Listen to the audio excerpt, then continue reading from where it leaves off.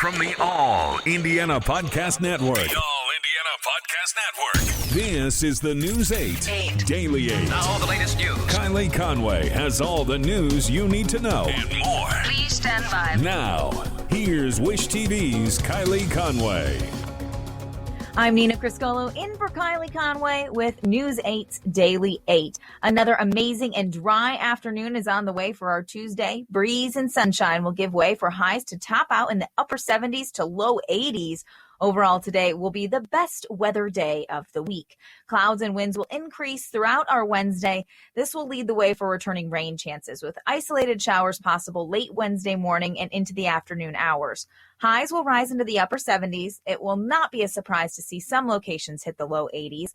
The active pattern will continue through our Thursday and Friday. At this time, no severe weather is expected for Thursday, but this could potentially change down the line. As this system moves through the state, a weak cool down will take place, with highs only topping out in the upper 60s for the weekend. Even with this slightly cooler air, temperatures will remain above average throughout the extended forecast. Searching for a romantic summer getaway? Escape with Rich Girl Summer, the new Audible original from Lily Chu. The exquisitely talented Philippa Sue, returning to narrate her 5th Lily Chu title. This time, Philippa is joined by her real-life husband, Stephen Pasquale. Set in Toronto's wealthy cottage country, aka the Hamptons of Canada, Rich Girl Summer follows the story of Valerie, a down-on-her-luck event planner posing as a socialite's long-lost daughter, while piecing together the secrets surrounding a mysterious family and falling deeper and deeper in love with the impossibly hard-to-read and infuriatingly handsome family assistant, Nico. Caught between pretending to belong and unexpectedly finding where she truly fits in, Valerie learns her summer is about to get far more complicated than she ever planned. She's in over her head and head over heels. Listen to Rich Girl Summer now on Audible. Go to audible.com/richgirlsummer. This morning, the Baylor Bears are champions of the men's NCAA tournament. The bracket on the side of the JW is now complete, with the team from Texas in the center. This is the first national title for its men's basketball team. Baylor would not let Gonzaga and their undefeated season get in the way of cutting down the nets. Baylor ran away with the game last night from the start. The Bears got up to a 19-point lead early. Gonzaga never got any closer than 9. Final score, 86-70. The Bears outscored all of their tournament opponents by an average of 15 points. News 8's Charlie Clifford talked with head coach Scott Drew on his team's season. Bob Knight's 1976 Indiana Hoosiers, safe this morning. Scott Drew in Baylor. End Gonzaga's perfect season. Coach Drew, a Butler graduate, took over for his father Homer at Valparaiso, now 18 years on the job with Baylor, taking the Bears from the depths of the college basketball world to the mountaintop here in Indy. A lot of joy in the locker room for sure. But our joy is Jesus, others, yourself. And it's so tough to put other people in front of you, and teams that do that are obviously more successful. And our guys, I think their love for each other, because they spend so much time working on their craft together, and they put in the time, and credit our assistant coaches for doing an unbelievable job bringing in high character kids that want to be great teammates and want to work hard and want to improve. And they deserve all that they're getting. We want to be the best guards in the nation, and I think we proved that tonight. We made a statement, and it's just the best way to do it on national TV. NCAA tournament championship game. Like it's amazing to do it. It's a really, really tough one to end a storybook season on. But listen, Baylor they just beat us. They beat us in every facet of the game tonight. And you make it this far and you're 31-0 going into the last 40 minutes of the season. There's absolutely nothing you should ever feel bad about. By the time that we got to this tournament, every team in it wants to go undefeated. So didn't really cross our minds. And like you said, us being undefeated or us, having lost 8 games, it wouldn't have mattered. Jalen Suggs, the darling of the national semifinal over this past weekend, needs to call up Larry Bird. Bird's Indiana State Sycamores in 1979, the last team to reach the title game unbeaten and fall short. The numbers on Baylor's side look much better. 73 years between national championship game appearances.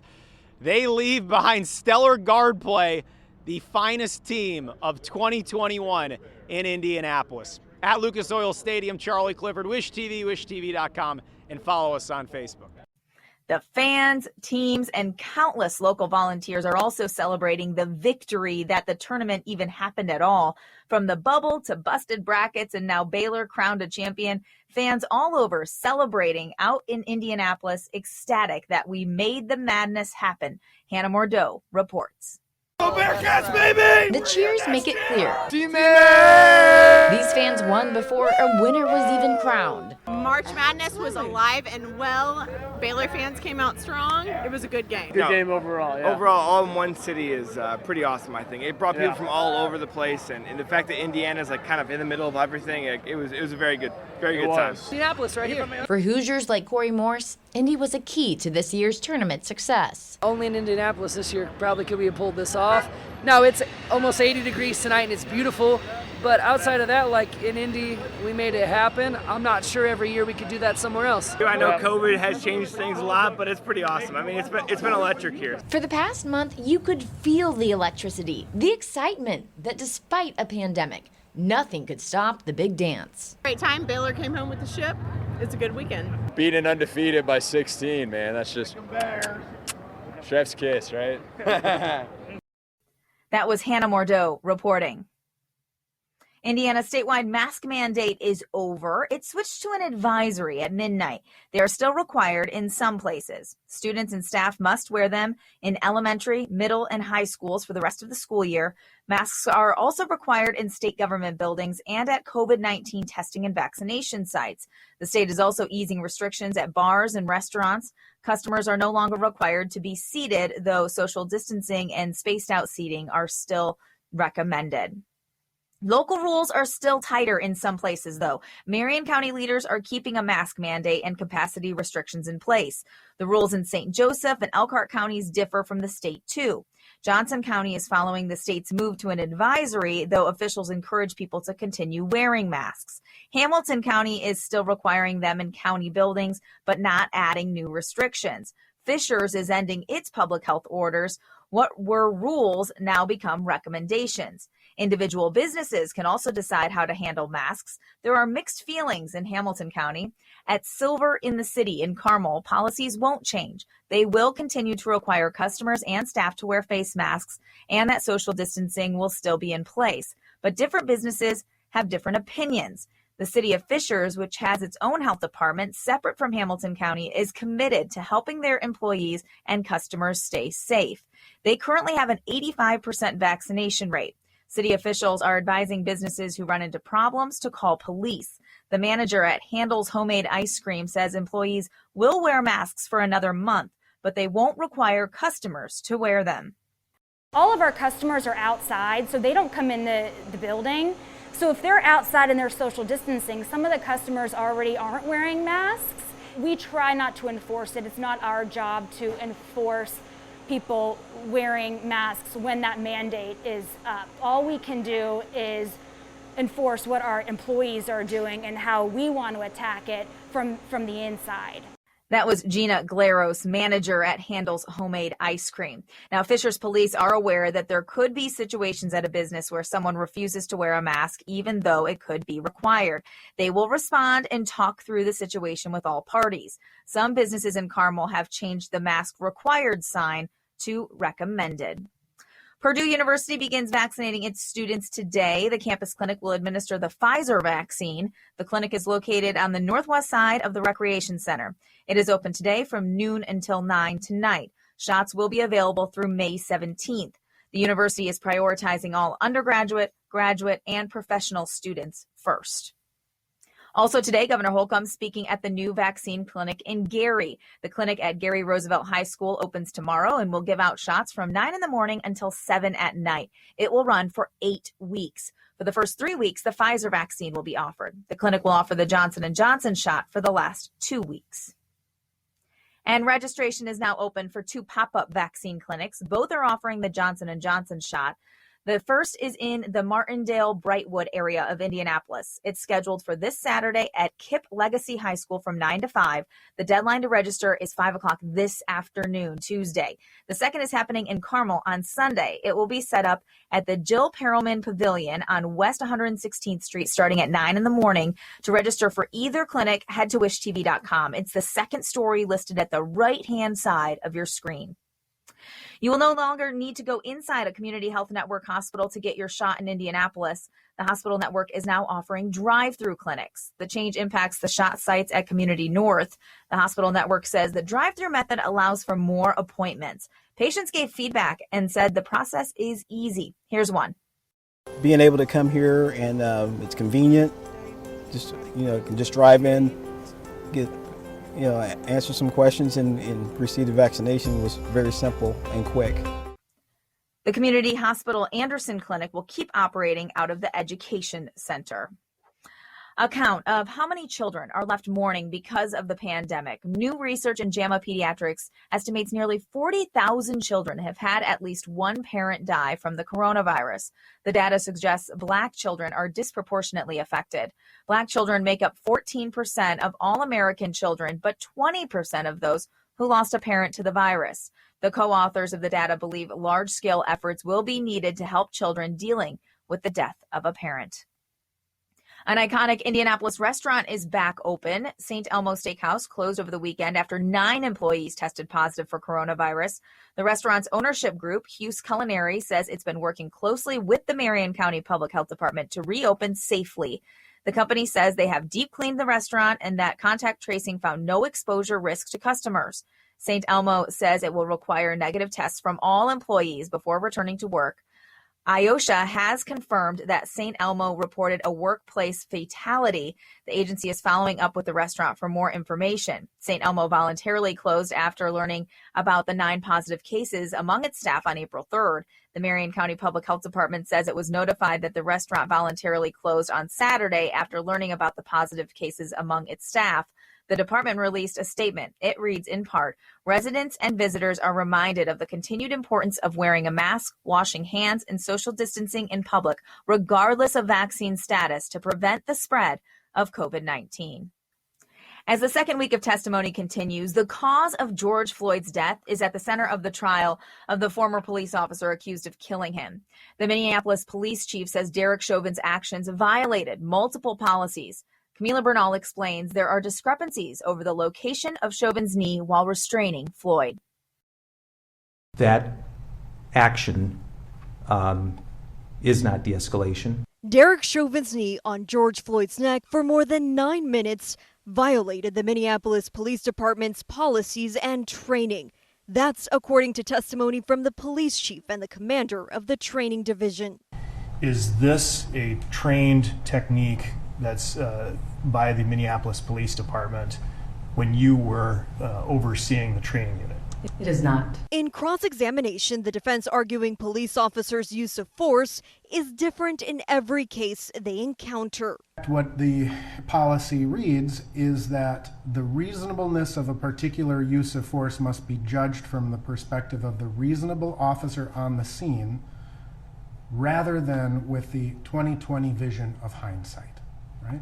Yes. Also trying to throw into question where Chauvin's knee actually was. Would you agree that from the perspective of Officer King's body camera, it appears that Officer Chauvin's knee was more on Mr. Floyd's shoulder blade? Yes. A charge prosecutors immediately attacked, saying Chauvin's knee did not move from Floyd's neck to his shoulder until right before the paramedics arrived. Did you see the defendant's knee anywhere but the neck of Mr. Floyd up until that time? That is correct. In Minneapolis, I'm Camila Bernal. In business news, a ceremony to begin work on a $50 million project in Noblesville will happen today. The Cityscape Development Nexus will turn the former Marsh store near downtown into 287 new luxury apartments. A groundbreaking is set for 3 o'clock this afternoon. No word on when the project will be complete. More than 1.3 million Americans are owed a tax refund from the IRS for 2017. They'll have to file a return quickly if they want the money. There's only a 3-year window to claim these refunds, and the window closes on May 17th. You can find instructions on filing a tax return for prior years on the IRS website. UBS predicts 80,000 stores will close in the U.S. by 2026. These were 115,000 shopping centers that include strip centers, malls, outlet, and other lifestyle centers across the U.S. at the end of 2020, about 59 square feet of shopping center space per household. UBS says e-commerce will force many of the stores to shut down. Gas prices reached a national average of $2.87 a gallon, which is 94 cents higher than the same time in 2020, according to AAA, which noted that demand is one factor influencing prices at the pump. A Gas Buddy analyst says the economic recovery is the main reason for the increase, but he did point out to Fox Business that Biden administration policies like limiting permits for new drilling are contributing as well. AAA says in Indianapolis, the current average is $2.74 a gallon. Warner Brothers' monster mash Godzilla vs. Kong brought in the biggest opening weekend of the pandemic so far. The film, which pits two of the most iconic movie monsters in film history against one another, nabbed $48.5 million over the 5-day holiday weekend in North America, according to the studio. While artificial intelligence may soon be able to read clouds like it does faces and then predict the weather, new techniques in machine learning and artificial intelligence are part of a new push to see if they can read the clouds to better predict the weather.